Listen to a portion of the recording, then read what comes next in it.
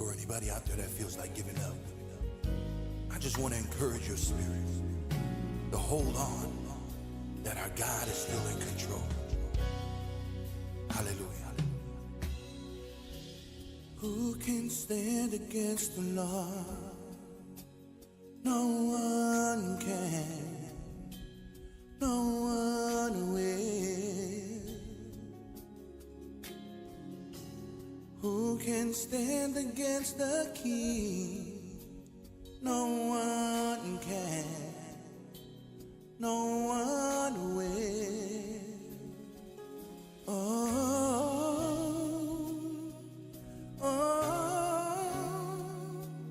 Victory belongs to Jesus. Victory belongs to Him.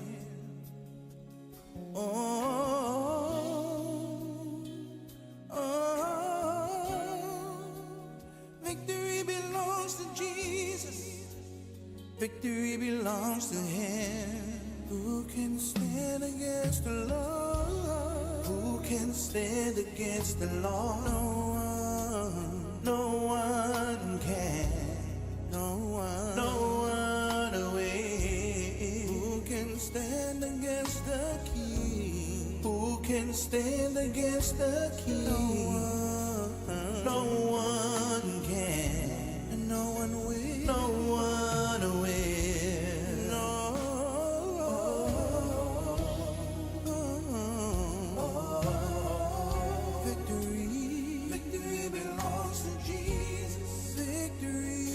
Belongs to Him.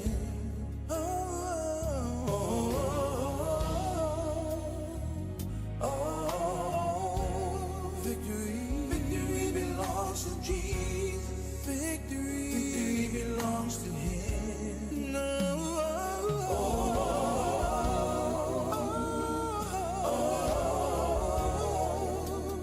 Victory belongs to Jesus. Victory belongs to Him.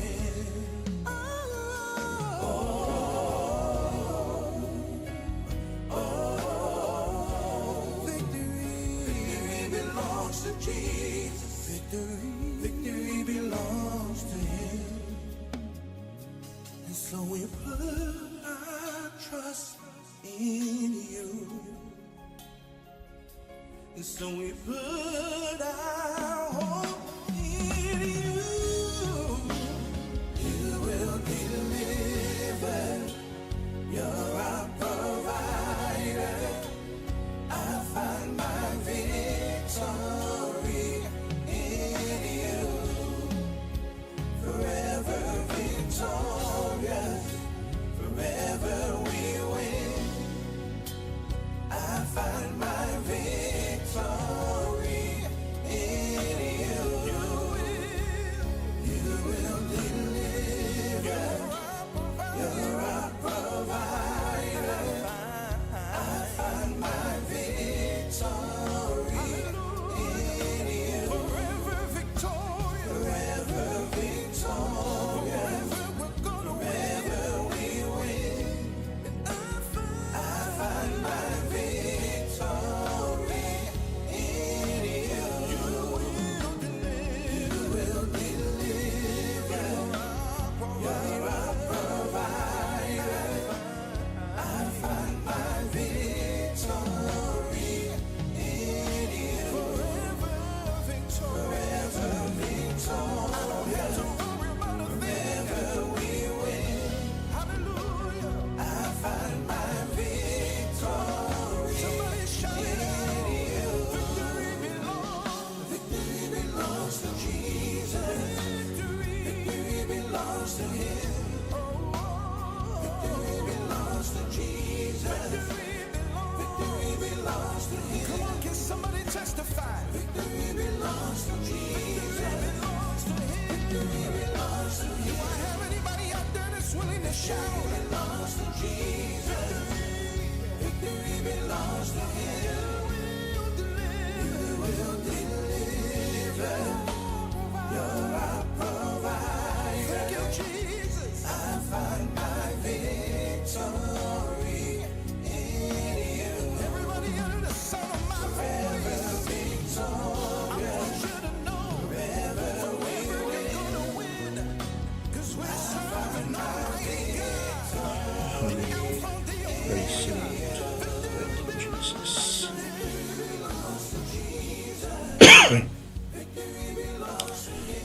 mātou vi ia lava o e tamali TAEAO. Mātou langona le atua lo mamalu, mātou langona le atua lo matangofie. Au mātou wala au atu ia te oele li il nei TAEAO no le amatalia fo le atua o le au aunanga lau whanau. O le misiona e maise le li I o au auna au towa a mai le atua o wale fola fulaina o lutala le lei. Mātou whaafataia o ele atua o no le nei fo ia sa wai whapopolo mātou wola. Tautua ma au nai lo fina ngalu.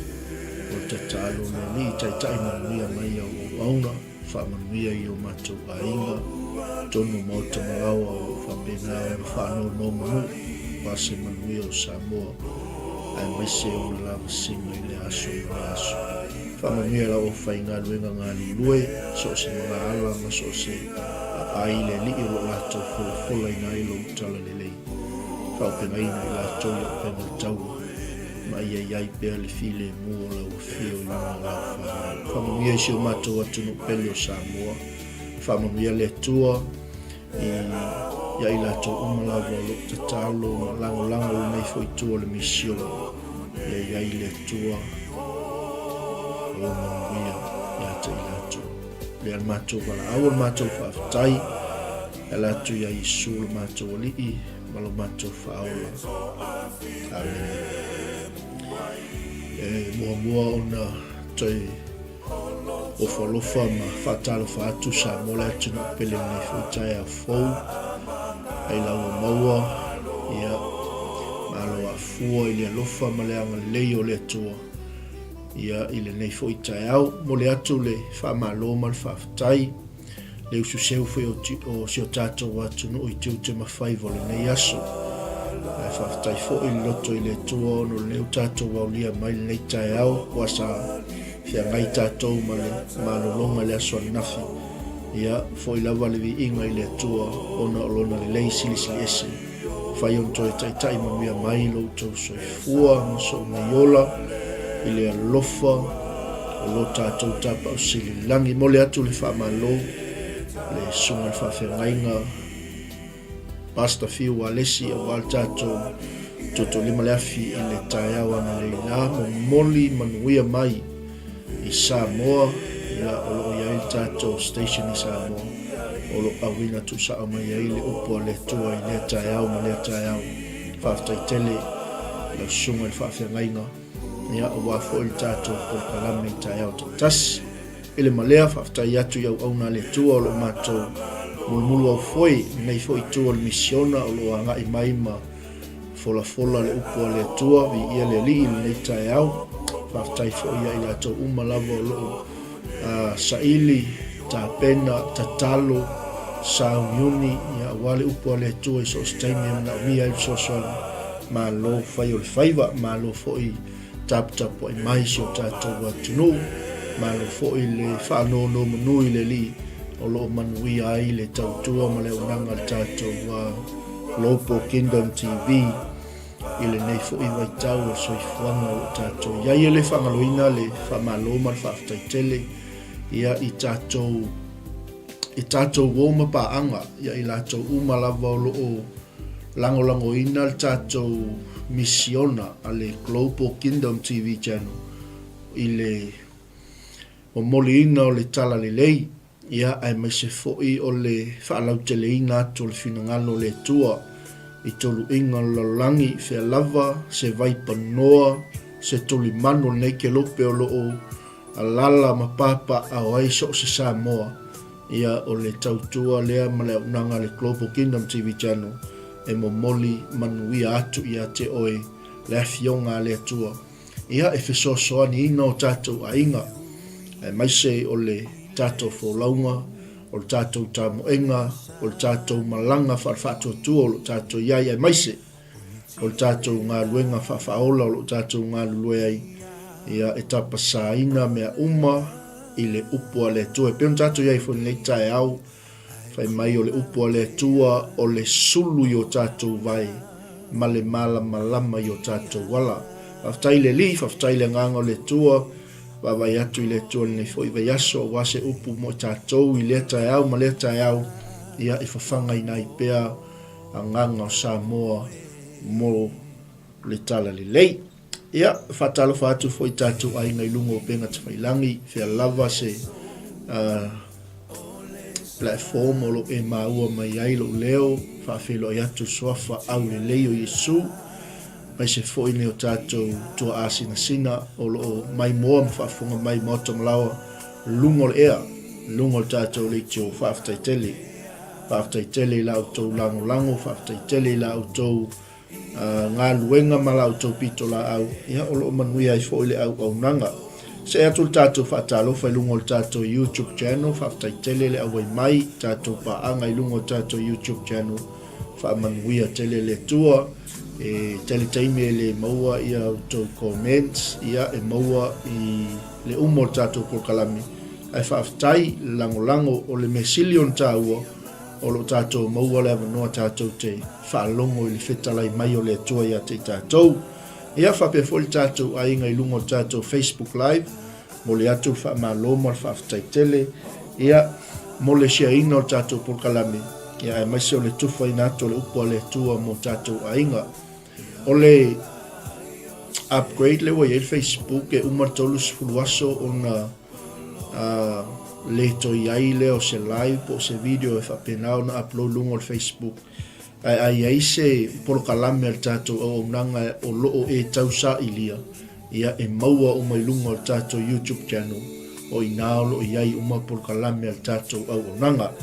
Ia mole atu le whamalo ma whaftaitele lava I le whaletua ia lin ia ma le whetalainga ia auntangi mafuta ma le TAEAO whamanuia tele le tua le ainga, mo le atu fo ia lo whaanga I le usoa au auna le fionga ia tu pola, ia mafuta mai Brisbane Australia le TAEAO alofa tele atu mo o le usoa ma le ainga, whaftaile mafuta mai, e whatalofa atu fo iso to fine la le lei ula whaleni, all the way from Otara, ma loso I fuamanuia, ma lofo le usoa le TAEAO, ia le lei, whatalofa atu ia anga le lei anga alofa, whatalofa atu matone, Palmerston North, ia le tua ma lo le usu, ma lo fo ile on sa inga luenga a wale tau singo. A inga whatalo fatu I la sunga Williamu, tutu aitu whaftaile ma futa mai, whaamanuia le tua ia te oe male a inga. Whatalo fatu fo isio u tina ia anatomia, porto fine le lii, anatomia ma futa mai lau lii, American Samoa,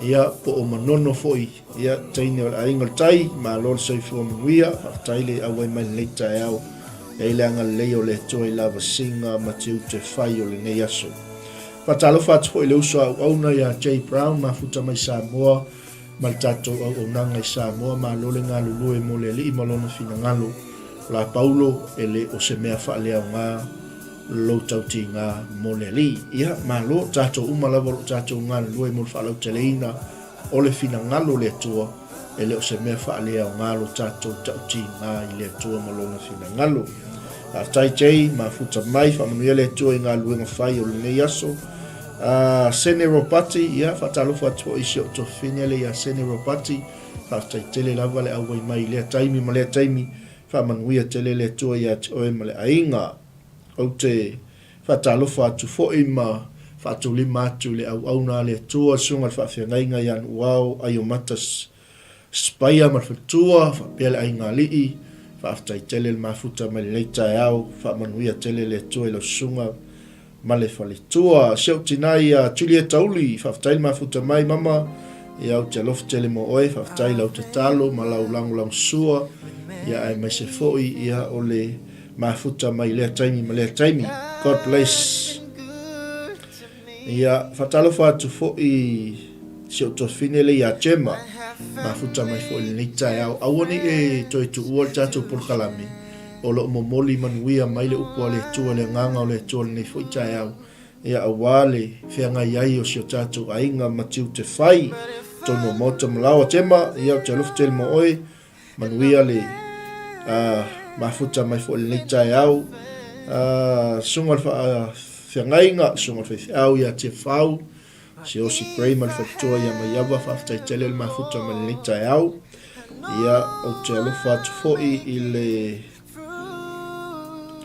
si o tolua tina le ainga ia mafuta mai fo le TAEAO Sarah ia I love you so much malofo le usu ia awale molina o tamaiti ia masi se tafa nau whamamia telele atua i le whenga iai fo ima 𝚟𝚑𝚎𝚘𝚡 si o tātou ainga o leo le a tātou anga i tātou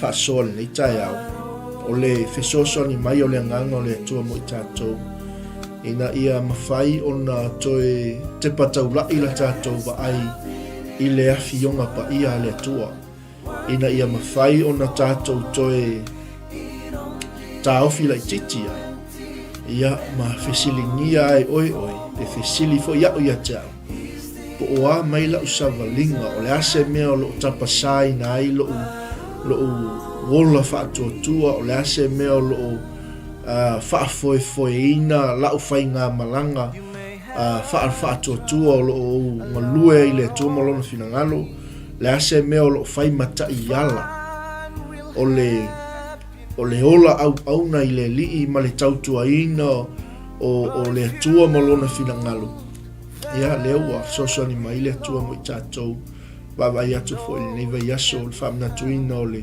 ngangana sa moa i Aotearoa nei e ma eule alofa ma le anga le lei o le atua o le tātou tusil nawa e sila mai lunga le tātou polokalame o le salamo na e se laus fulu ma le iwa ia o le a whapena o na maua mai ai le tātou ia se mau o le tātou tala noa ai ma wha mautuina mo i tātou ia o le a whaifo i ona tufatu atu o ngangana i lua ia ona ua telena i whanau tala wau e fia whalongolongo le upua le atua ia e whai mai pe mwhai o ngā whaapai lingua ku tātou porkalami ia ona e fia fo i la tau e receive whaamanuyanga o le upua le atua ia o le mea lea o te tala noa whaatala vau atu o te tala noa whaafaifi au atu o te tala noa atu le upua le atua e launga tasi ai tātou malava ia youth I will try my best to translate some of our programs for the sake of our children and our youth and our young ones. Fatalo fatu se to finele ya valasi mafuta mai TAEAO ia ia le anga le o le to le fenga ia mga luenga. Now ole tato fasoala le TAEAO pe ona e mai mo mai lungo tato prokalame o se mau fo iwa lausi le fia e tātou umalawa leo kerisiano wa lau vivilu ai wa pepese leo kerisiano ai o le fesili o fai le upua le atua ma tapasai o tātou ola o fai le upua le atua ma manual o lou soifua au na i le li o fai le afionga le atua ma sulu i o tātou vai o avea le upua le atua ma malama i o tātou wala. Ai le i whaalau te le ina le tātou maule na le TAEAO sosoni na le tātou malu TAEAO FAALEAGAGA. E mwhai fo i ona mai sau whaasoa i lungo le tātou porkalame e tātou te tala noa, tātou whetuwha i mo tātou whaasoa i le moni ma le wha maoni le anga o le atua le te au na i Samoa o le atua e le liu, o le atua o ananafi, o le atua o le so, o le atua o TAEAO se i o i le whaavavau. Le ana pese i le whaisalamo, ma ia whaapea i fwai lona loto. Io vai ua mausali laua fionga i le langi e whaavavau lava. E au ngā tupula ngā fo i lo whaamaoni, na e whaatu mauina le lalolangi o na tu mauai lea. Now, ole whaperitania na iai i le tātou wawa ai ato i tātou tusi. Your eternal word, O Lord, stands firm in heaven. Ole winga la ole whaasoa le TAEAO, le anga ole upua le atua, le whai mele tātou mau, ole sulu i o tātou vai, ma le malama i o tātou wala. Ia.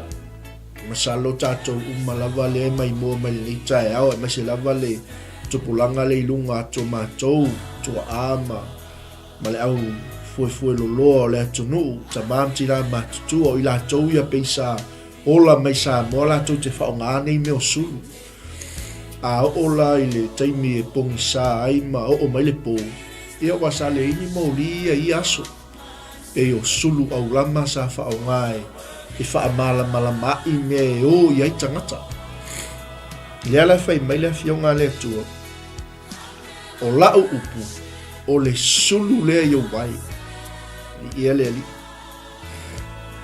o lo no winga o lo tala noa ile moli o lo tala noa ile me fa mala malama ile me savali yo tato vai o lo fa mala malama ile me tato te o ia ai fai mai le fa pertania o lea e mausali ile langi e fa vau le afionga le tua.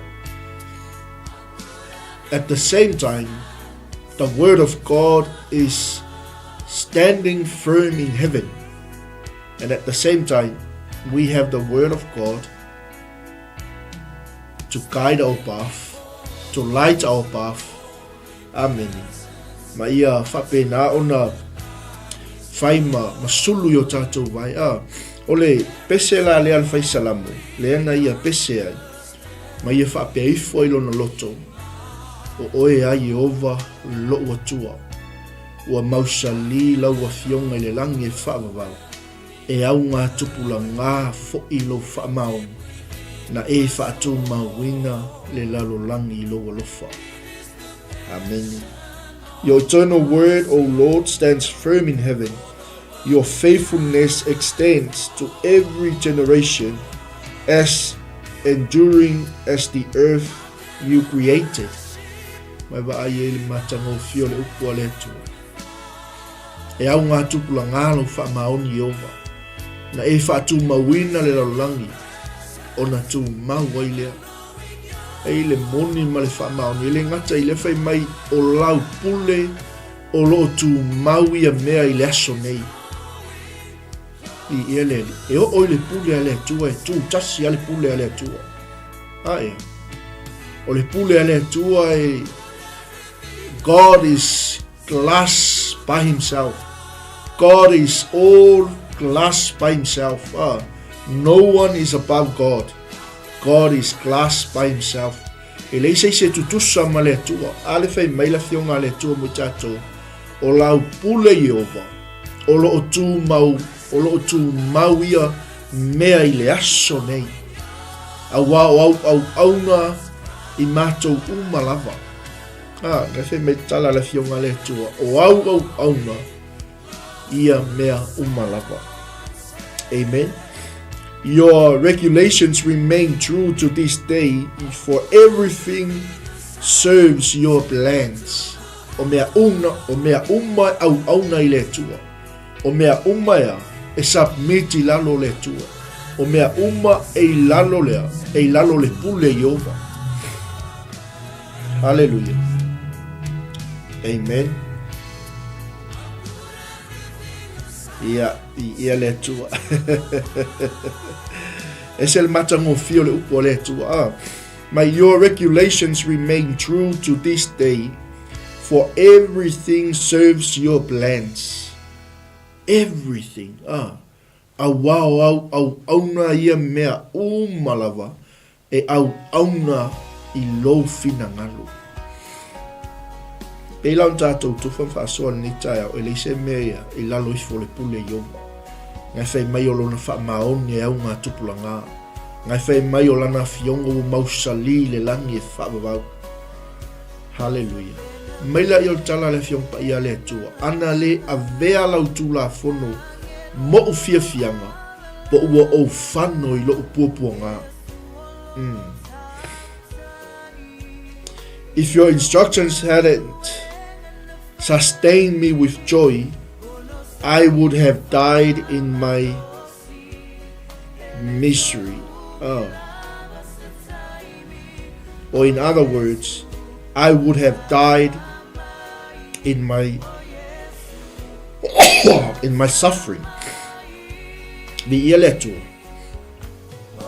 O le atua na le tātou te au na i Samoa. O le atua whaamalolo. O le atua whaiva venga. O le atua na te whaamalie mana o tātou loto. o le atua na te utufia le ngalala o tangata e nau atu ia te ia. Le ala fai mai o lea. O le upu po le afionga le atua. Ua mausali le langi e whaavavau. E au ngā tupula ngālo na whaamaoni. Na e whaatu mawina le lalolangi. Mai o lana pule fōi. O lo o tu mauia mea i le aso nei. E au auna mea uma i a Iova. E au auna mea uma i le pule a Iova. Ngā la fei melta la fei salamo. Ana le avea lau tu la fono Iova mo o fiafianga. Po ua o whano i lo puapua ngā. Mai e le ngalo i a tau. Au fe au e whaavavau. Amen. If your instruction hadn't sustained me with joy, I would have died in my suffering. I will never forget your commandments, for by them you give me life. Ele ngalo ya te au Iova, au fe au e whaavavau. Au au mea ia, na e whaaola ola mai ai a te au. Ia whailtu la fono ma fiafianga i a te oi. Ia whaile a fionga le atua masulu i o tātou vai. O le malamalama i o tātou wala. Ina ia awane i ngalo ia te i tātou lea. Ana fe au e whaavavau. Awao o fe au ia Iova e whaavavau. Nga fe metala tuspa ia. O mea ia e ea.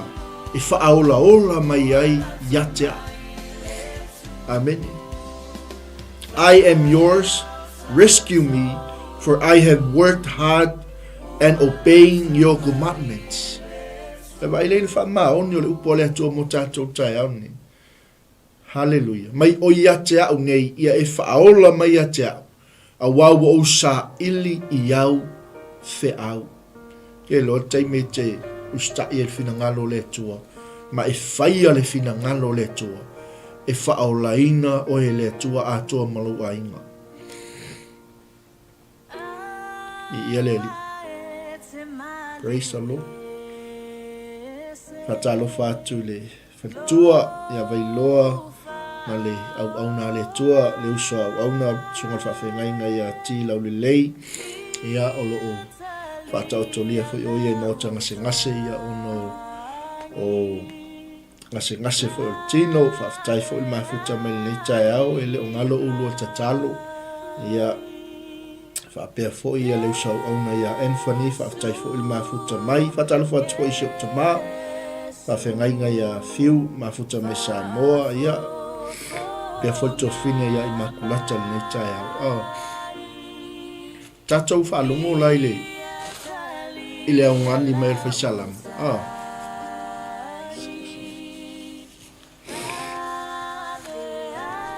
mai ole o lau pule o lo tu maua ia mea i le aso nei. A wao au na ia mea umalava. Amen. Your faithfulness extends to every generation, as enduring as the earth you created. Your regulations remain true to this day, for everything serves your plans. Amen. Au na mea uma i le pule Iova. E mwhai alanga whai le pule al tangata ia. Wai le pule le tuo tātou loto. E whai meltala al tuspa ia. Everything serves his plans. Au na mea uma le pule Iova. Pe te ioe, pe te le ioe il tātou malu TAEAO whaaleanga. Nanga lea lai whai meltala al whai salamo. Ana le avea Iova lau tu la fono mo fiafianga. Po ua o whano i lo puapua ngā. Amene. Le si lea mea le tele nā. Na whafua loa ia le tua le olo al tangata. Fia whai taulo na upu. Fia e ola le upu a le tua. Anga whai mai tala whai salamo. E le ngalo ia te au whi au e whaababau. Ao ne te me te fia e whai tau le upu a le tua ma e masani ai. E le ngalo ia te oe whai mea atala tāvita. O te teu i lo loto o aua fionga ne i o uanga sala ai. Amene. A ora le teimi la e o mai wha so songa o mai le lui tau ea. e whaamanatu atu e le nganga o le tua ia te oe lana upu. E le ngalo ia te oe ana whi au e whaavavau, mai tala tāwita, a wā o mea ia, na e whaaola ola mai ia te au Iova. Amene. O mea ia, na o sa ili atu ai i au whi au. I ia lele, mai leo tala tuspa ia. Ua lama o ea mio leanga la tau te whasioti a te au. Ua o mawhau i au tū la whonu. Amen. Though the wicked hide along the way to kill me, I will quietly keep my mind on your laws. Baba ia ke kaule lafi mai i feel. Amen. O mele wa ia tātou teimi newa ai lo fili. Fefero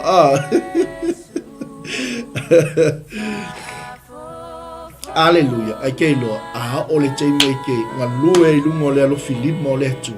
E wha alafi o le atua i lalo lea. Le paolo o ona a ao.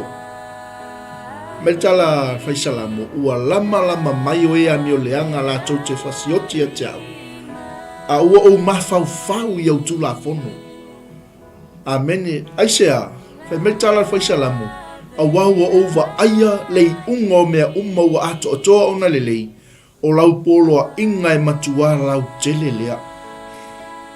Even perfection has its limits, but your commands have no limit. Baba aile. Hallelujah. Amen. Le wha maoni le nao le upo le atua. O aie lama ia te oe. O aie tau mawhai e whaaleanga oe. O aie o tau mawhai e whaasioti oe. Ia whai le upo le atua mou fianga. Ia e mawhau i lana tū la fono i le au atoa ma le pō. Le anga o le wha maoni le o le upo le atua o lo mausali le langi e whavavau. O Yehova lea na ia whaatu mawina le langi. Lea whai meritala le whaisalamu. Le anga ua ova ai le unga o mea uma. Ua ato atoa ona lei. O lana poloa inga e matua lau tele lea. Opa e so. Hallelujah. Amen. Mana ia te lele. Sosani mai o le atua mi tātou ni taia. How I love your instructions, I think about them all day long. Your commands make me wiser than my enemies. Opa, sorry. I read it one more time. Oh, how I love your instructions. I think about them all day long. Your commands make me wiser than my enemies. Ua tele lava lo nau i lau tula fono. O te mawhau iai le aso atoa. O au poloa inga e sili ai o na poto oa. I e ita mai atea. Awai atea u lava ia e whaavavau. Oh, wow. Amene, keilo a o te mite nau ele upu ale atua. E te mawhau ele aso atoa. Fe melio tala tuspa ia. O ana poloa inga silia. O na poto oe ita mai ate oi. Po oila tangata lai fau leanga i ate oi. Po oila tangata lai lama mai i ate oi. I ia leli. E sili ona. E sili ai o na poto o au i e ita mai ate au. Amen. Your commands make me wiser than my enemies. Po le ale konga fiki ale fili. Po le ale mea uma le fili le sau e fengi mai a oi. Se ke wa aia kuala ka alo mai fili a oi. Amen.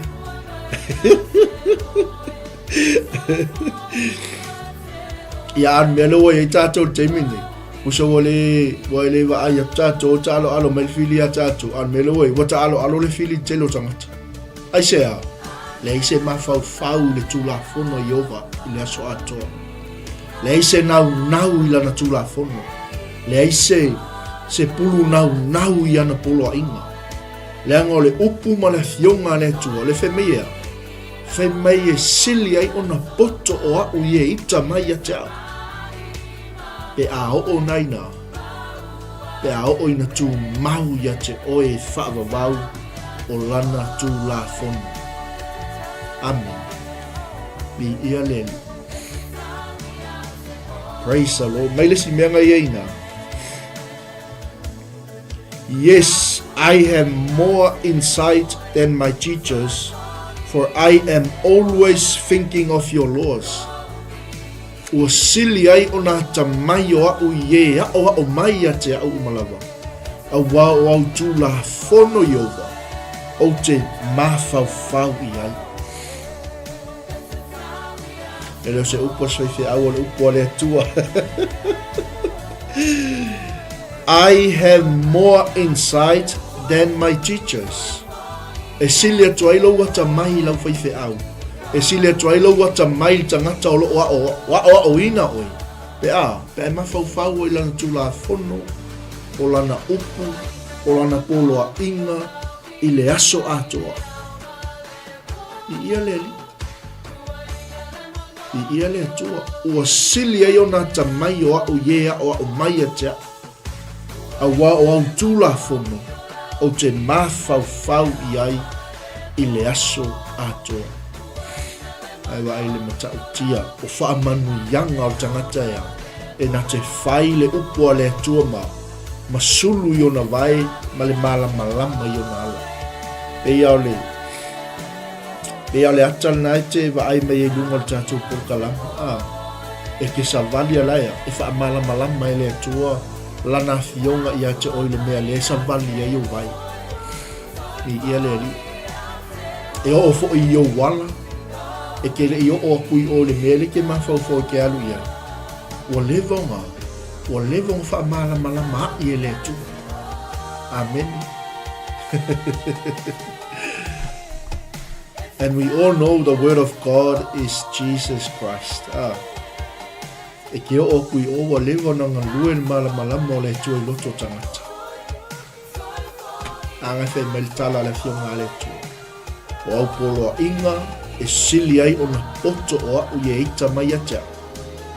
E sili ai o na ta mai o au ye a o mai a tea. E o mai ai fo i a tea le loto matala o sili i e to e ina. I am even wiser than my elders, for I have kept your commandments. Amen. A wawa o ana yau polo ima. A wawa o ana yau fi awe whaavavau. Whamanu yanga nao le upo le tua mo tātou. Mi ia le li. Amen. Le tangata ea e nau i lana tū la fono. E mawhauwhau ia i le aso atoa. E le ngata i lea ia.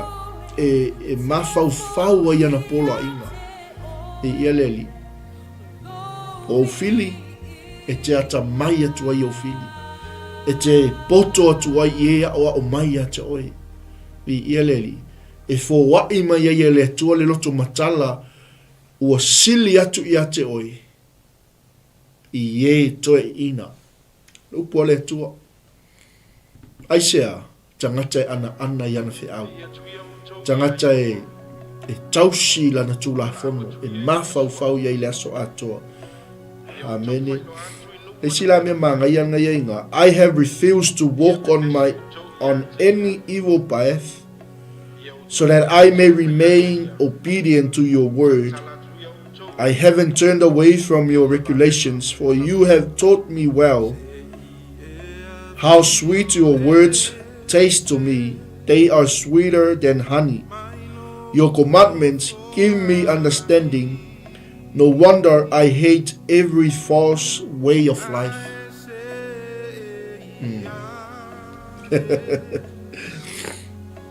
Amen. Fai melitala la fionga le tua. Po le tala le fai salama. Ua alo ese uvai yala leanga umalava. O tangata na, o lo tala noa il tangata ata mai. O lo tala noa il tangata poto. O lo tala noa il tangata o lo iele loto matala. o lo tala noa le tangata o lo nofo i polo a inga i ova i le aso atoa. Ea, e alo ese ona vai yala le anga umalawa. Ina ia ona tausi le afionga le atua. Ia le li, whemea, e nate le alu ese i whamsinonga i ova. Awa e awa o mai Yehova ia te ia. Amen. Ia le li, le tangata wa sua malia i lona ngutu le afionga le atua. Whemea wa sili lo le meli. Wewa ia le matautia. Amen. Ka ko le fie ai le hani. Fie ai le meso malia le hani. Whemea wa sili lo le meli i lo ngutu. Le sua malie, le matua sua malie o awa fionga Yehova i lo ngutu. Amen. Le tangata e alo ese i ala le anga o malawa, o le tangata e tausi a fionga Yehova, o tangata e tausi ana whaamasinonga, e mea e sili atu. Le anga o aila le ua awa o mai tangata le, o Yehova, o le atua. Amen. Le alafe me tala fai salamu, ua matua sua malie, a ua fionga i lo ngutu, ua sili lo le meli sua malie. O au fe au te maua ai le loto matala, o le mea leo te ino ai i ala pepelo umalawa. Amen. How sweet your words taste to me, they are sweeter than honey. Your commandments give me understanding. No wonder I hate every false way of life. Amen. O le upuna le atua mo tātou nei TAEAO. Wha umalola ia whai mai, your word is a lamp to guide my feet and a light for my path. You promise it once and I'll promise it again. I will obey your righteous regulations. I have suffered much, O Lord. Restore my life again as you promised. Lord, accept my offering of praise and teach me your regulations. My life constantly hangs in the balance, but I will not stop obeying your instructions. The wicked have set their traps for me, but I will not turn from your commandments. Your laws are my treasure. They are heart's delight. I am determined to keep your decrees to the very end. Ele matau tio le upo le atua. Mai le tala fai salamu. O laua fionga na o tau toa. O laua fionga o le sulu lea i o vai. Ma le malama i o wala. O te wha maoni ai. O te tausi ai au wha masinonga tonu. Ua matua pua ngā ina. A o Yehova. Wa e wha aola mai a te au. E tusa ma laua fionga. O kau kai soi. Wha maoni o le tuela na u. Tātou te pua ngā tia. E iei tei me upulanga ina i tātou. E tei me o mai ai le wha noa i o tātou ainga. E le tei me awhia toi le oti lo ainga. E le tei me o toi le onge i a te oe. Tala noi le onge wha le nganga. Amen. Nai whai me tala le fionga le tua. A o Yehova na e wha aola mai a te au. E tusa ma laua fionga. Lewa e talia ia. Amen. Lewa e talia ia.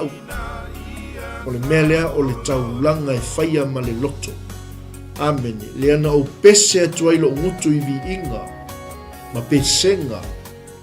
Ina wei aoa o mai a te au iau wha masino. Mi ia leli. Me i o le si i o lo lima. Amen. Mi ia le atua. Te koe whai kaua. Tato maloloa ilo Lord, accept my offering of praise and teach me your regulations. My life constantly hangs in the balance, but I will not stop obeying your instructions. Amen. Ia etalia mai lava o taulanga e whaia ma le loto.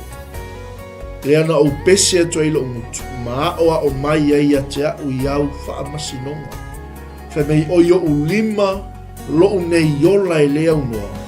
Ai le ngalo i ate au lau tula fono Yehova. Lea lai muli mai lo ifa yupuia le wha umai tatou tusi. Nanga o ea mio leanga. Wala tau whaia le mai lei moa. O le mea lea Satani le whai mo tātou ia so uma o tātou savalinga. O te wha manatu ia te oelo ainga. O le ae whai mai le ia Satani. O le ae whai mai le ia o ea mio leanga mo tātou. Aleluia. Ai whai mai le tala le whai salanga. Ai le ise se ai au iau whi au Yehova. Ua whai mo tofi lau tu la fono. E wha avavau. I ia leli. A wao mea ia. E wha fia ai lo loto. Ua wai atu ai lo loto e whai au tu la fono e wha avavau. E wha avavau lava.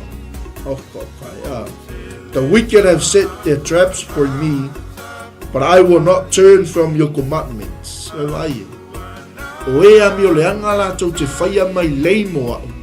Ai le i se au iau whi au Yehova. Ua whai mo tofi e whaavavau lau tu la fono. A wā o mea ia e whaafia ai lo uloto. Hallelujah. Your laws are my treasure. They are my heart's delight. I am determined to keep your decrees to the very end. Ya le fai fai salam. Ua wai atu lo loto e whai au tu la fono e whaavavau lava Yehova. O le mea le saunga le mua ia. Amene. Pei al tatou whaasoa lisi aso. O le nofo le mea lilo. O iai le sili esi. E leo tala noa i se nofo anga. O lo tala noa i se mea fo lele. Ao le tangata o lo o mau i lalo le paolo. O a ao le alofa tu no le tua. O le tangata na ea. O le tangata manuia. O le tangata saunga le mu. O le tangata o lo iai le malu puia le tua ia te ia malona ainga. Hallelujah. E whamanuia mai le tua le TAEAO o le tātou malu TAEAO FAALEAGAGA na le TAEAO. Moli atu mo oilo mota mlo lawa. Ia wafo se whasilinga malosi vai ainga vai tau mawhana i fo i TAEAO. Ia o tāpena mai tātou lunch. Tātou ai mai o lo tāpena inga i tātou tamafa whengainga ia whiu. Ia mal tātou taulanga fiafi. Ia ile fiafi ana nei ma lo fo ile ono sai ma lo le e fo inisi le o toi fo ia tu inga le ia le tau lava mal tai no tātou malu TAEAO FAALEAGAGA. Ia alu fiafia teu la fionga le tu e lo loto. E sili ai lea. E sili atu ai ona e poto i e ita mai a te o. E fua i mai e le tua le loto matala i a te o. E sili atu ai ona e ata mai i e ao mai i a te o. E whapena fui ona sili atu ai o lea. O oi toi ina. Na whai mai e le fionga le tua. E sili atu ai ona poto o oi toi ina. I e le ali. Loto matala. O sili toi ina i ele tua te maua le whaipuna e se lau.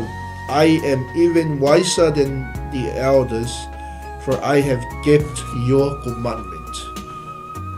E te teu loa le fionga i ovo e whaavavau i lo loto, ma e tausi ana polo a inga man whaamsinonga.